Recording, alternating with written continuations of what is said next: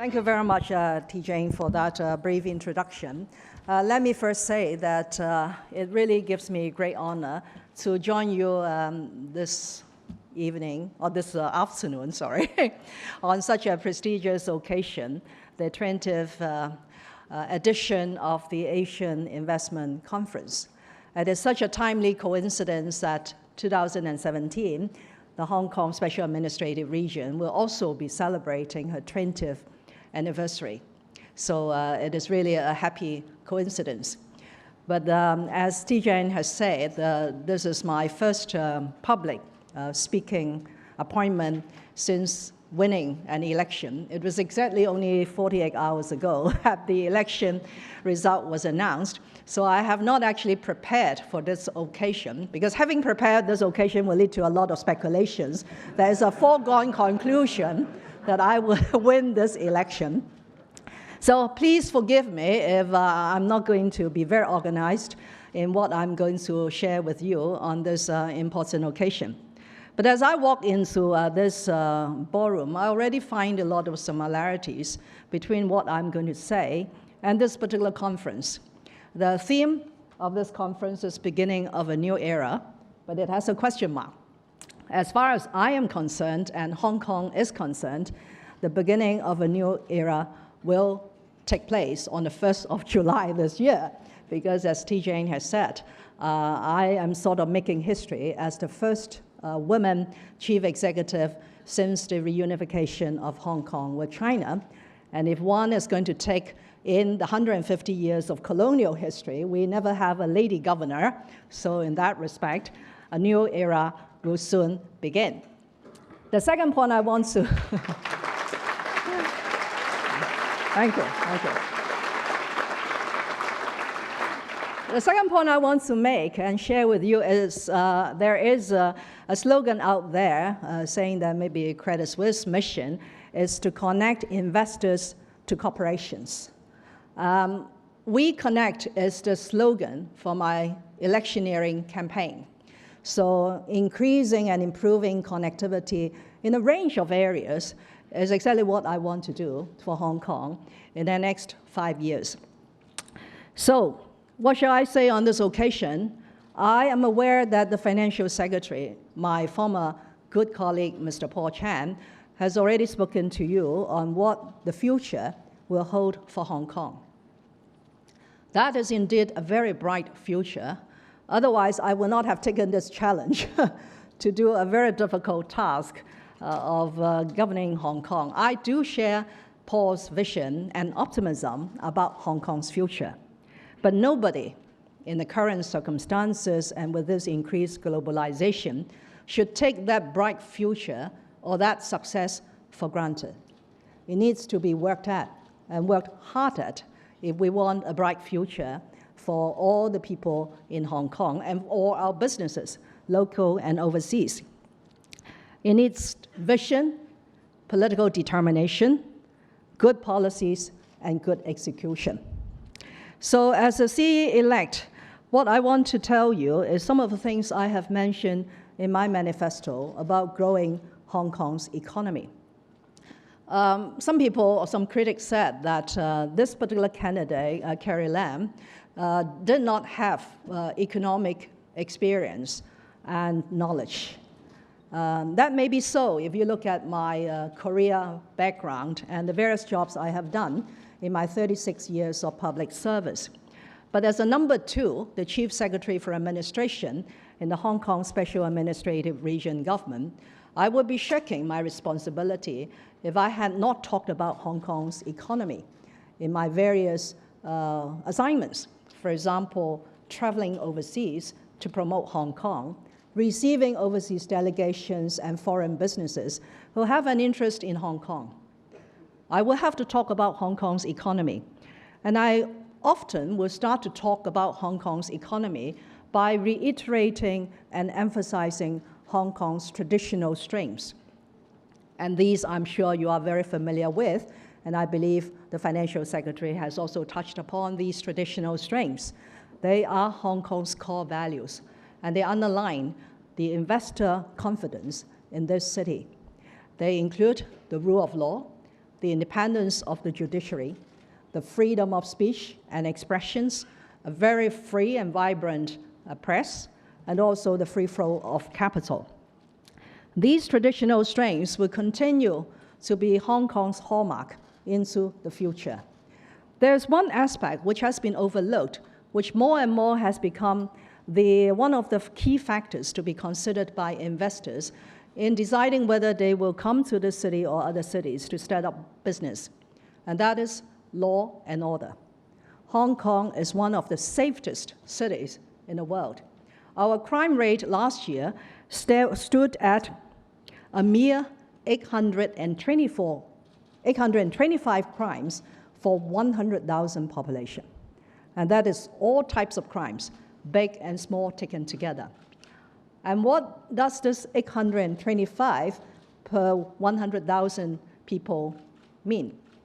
It is our lowest crime rate since 1972. It is a 9.2% drop compared to the preceding year of 2015. So very often whenever I met with overseas investors or businesses who have set up in Hong Kong, one thing they love to share with me is when they have young children, they have teenager girls and boys. He said that I have no worry when my boys and girls went out to Lan Kwai Fong for a drink or to meet with friends, because Hong Kong is so very safe and we have such a wonderful and civilized professional police force in Hong Kong.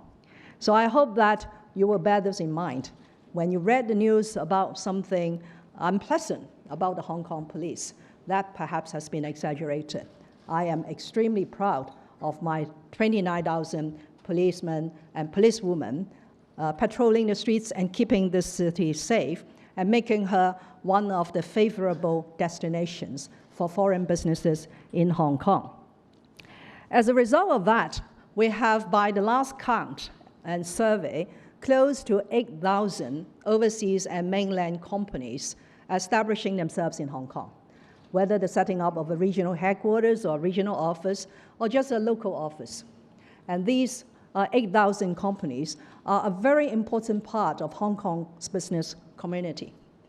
But when I mentioned earlier on that the future has to be worked at, because it's not all rosy. If you look at these 8,000 overseas and mainland companies, we're growing the number of local offices in Hong Kong, but unfortunately, we have lost a few regional headquarters and regional offices to another place, and you know where that is, because of the highly competitive environment.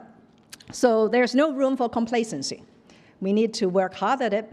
And that's why in my manifesto, instead of going into nitty-gritties about the policies and measures I want to introduce, if I were elected the next chief executive, I outline 3 areas of new thinking in my governance.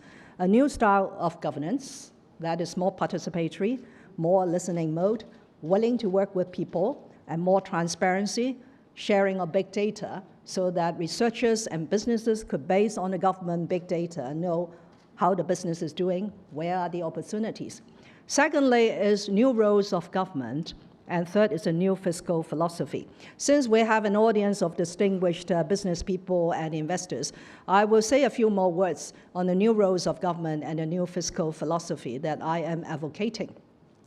As I mentioned earlier, Hong Kong is facing a lot of tough competitions, both from economies in this region and also in the mainland, because we are seeing a lot of mainland cities emerging and becoming very powerful. So in order to maintain Hong Kong's competitiveness and attraction in this sort of highly competitive environment, we need to think hard on what are the roles of the government. The traditional roles of the Hong Kong SAR government are, first, a provider of public services. So whether it is in business registration, in helping transactions, and so on and so on, we are a provider of public service. And by and large, I think we provide good and value for money services. It could be made more user-friendly and business-friendly, but we are good in providing services. The second role of government is, of course, to be the regulator, because we want order also in the financial markets and in other things that we are doing in order to protect the investors, especially the retail investors and consumers and so on. Of course, in terms of regulation, there's now an emerging school of thought that you should regulate smart, not just regulation after regulation and leading to over-regulation, which will stifle the development of the market. But I'm advocating two additional roles of the Hong Kong SAR government. One is to be a facilitator or an enabler. The other is to be a promoter, is to market what we are good at to the overseas investors and business and talents in order to attract them to Hong Kong. In terms of facilitation, there is actually a lot of room that we could work at, because under the Basic Law, Hong Kong enjoys a high degree of autonomy, and there is a whole chapter on external affairs. This is not diplomacy, but we have autonomy in external affairs. The Hong Kong SAR government could enter into bilateral agreements with other economies on a range of subjects, whether it is free trade agreement, whether it is investment promotion and protection agreements, visa abolition agreements, and also comprehensive agreements on the avoidance of double taxation. So these G2G functions must be performed by the Hong Kong SAR government. We could not delegate this to the business sector or the chambers to do these G2G functions for us. And in this respect, we have a lot of catching up to do. For example, about CDTAs, comprehensive avoidance of double taxation agreements, I think by now we have signed about 36 or 37.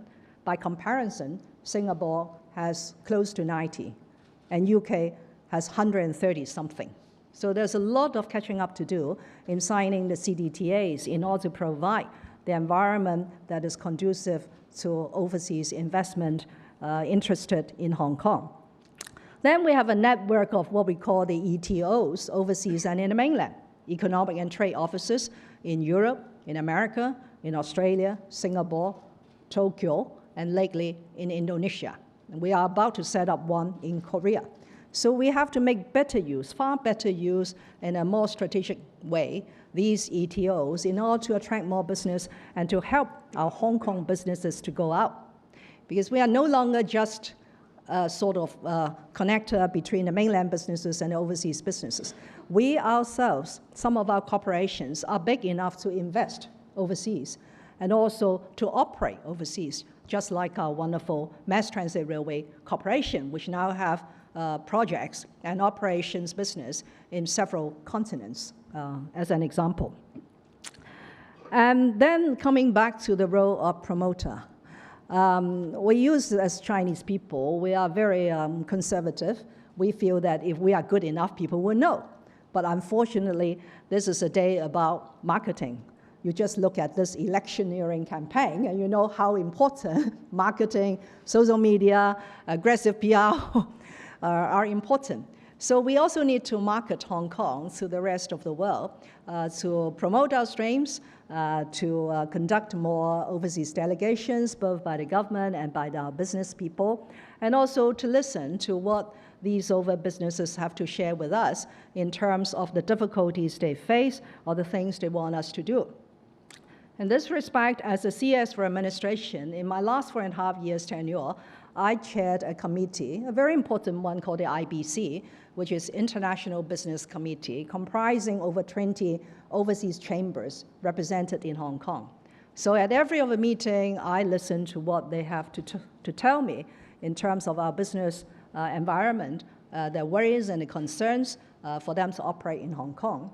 I want to share this with you. They used to say that if they were to put the three main concerns of these overseas and expatriates, it will be in this order: international school places, air quality, and then housing prices. But lately, this single issue topped the agenda: the opening of a bank account. So I have to call in the Hong Kong Monetary Authority, our regulator of the banking industry, to ask him, what are you doing with your know your customer things and anti-money laundering things that has made opening of a bank account so much difficult and such a headache for our overseas businesses? And I'm very pleased to say that the Hong Kong MA and our banking industry are now putting their heads together to strike a balance between the ease of doing business and the safeguards that they have to put in place so that Hong Kong will not become a destination for money laundering. In terms of international school places, it now has dropped to perhaps number 3 and number 4, because in recent years we have increased the provision of international school places, and a few more are now under construction. The Malvern, the Shrewsbury, the second FIS in French International School are now all under construction in Hong Kong. In terms of air quality, we are doing pretty well. We are about to phase out 85,000 pre-Euro 4 commercially diesel vehicles that will significantly raise our roadside air quality. Now, I end by talking about my new fiscal philosophy, which I'm sure you love to listen, because it's about tax and tax reductions. I have been a public finance official for 7 years. Half of that was before the reunification and half afterwards. I have experienced the ups and downs in public finances. We have a period of flushing with money before 1997, and then as a result of the Asian financial crisis, running successive years of deficits. So I'm not very worried about this sort of fluctuations. I think what is important is Hong Kong's long-term future. Now that we are so very blessed with accumulated surplus of over 900 billion Hong Kong dollars, which is about 2 years of our total government expenditure, assuming that no tax revenue could be collected at all, we are in a very good position to invest. It's not spending, I call this investment. We need to continue to invest in our infrastructure, but more importantly, to invest in education. In fact, invest in the nurturing of talents so that we have the needed skills and expertise to drive our Hong Kong economy. Of course, we welcome overseas talents to join us, but it is also very important to nurture our local talents, especially to provide more upward mobility opportunities for our young people. So on the expenditure side, I am willing and ready to invest more. So even during my electioneering, I promised that I will immediately invest an extra 5 billion Hong Kong dollars recurrent budget in our education to address some of the pressing issues in the education sector. On the tax side, my tax philosophy is not exactly the more the merrier. Sometimes collecting less is highly desirable. We have that experience with the abolition of the wine duty and the abolition of the estate duty, which has brought us more businesses in wine auction, wine trading, and asset management. So I believe that something along that lines could be contemplated to raise Hong Kong's competitiveness. I have made two specific suggestions during my electioneering. One is to introduce a 2-tier profits tax. Basically is to lower the tax burden on the small and medium enterprises. It will work like this. For every corporation, the first 2 million profits, instead of subject to a 16.5% corporate tax, I propose we could lower it to 10%. So there will be a bit of savings by the SMEs, which they could in turn invest in their business and also to provide better welfare for the employees. The second tax reduction measure is even more targeted. This is super deduction. For things that we want to encourage corporations to invest, we could provide a high level of deduction, actually at a rate above what they have expended. So for example, we want to move high-end into INT, innovation and technology, which definitely requires more spending on R&D, research and development. So I propose that for things that we want to encourage, let's have a tax incentive in the form of a super tax deduction. For example, a 200% tax deduction for corporate spending on R&D. This super deduction approach could be applied to other investment. For example, we want to invest more in, or we want to see more environmental facilities, because we all have this Paris Summit emission reduction target to meet. If we want Hong Kong to have more creative industry, we could also provide a super deduction for corporation spending in design and other things. So the list could go on and go on. Because I'm no tax expert, so what I have suggested is as soon as I take office, I want to host a summit on the new directions for tax. But bear in mind, I'm not changing the simple tax regime or the low tax rate of Hong Kong. These are going to continue to be the pillars. And after all, we don't need that much money for the time being. So the direction of that new direction for tax is really to provide incentives to relieve burden and to incentivize corporations' behavior, which will be highly desirable for Hong Kong's economic progress. So I look to Credit Suisse and our tax experts in the audience to provide very specific ideas to the new term of the Hong Kong SAR government, or really to take part in this summit when we are ready to convene that tax summit. So this brings me to the end of my very brief address, unprepared address this morning. And I'm happy to answer questions, and I wish you all a very pleasant conference. And for those who come from overseas, a very happy stay in Hong Kong. Thank you very much. Thank you.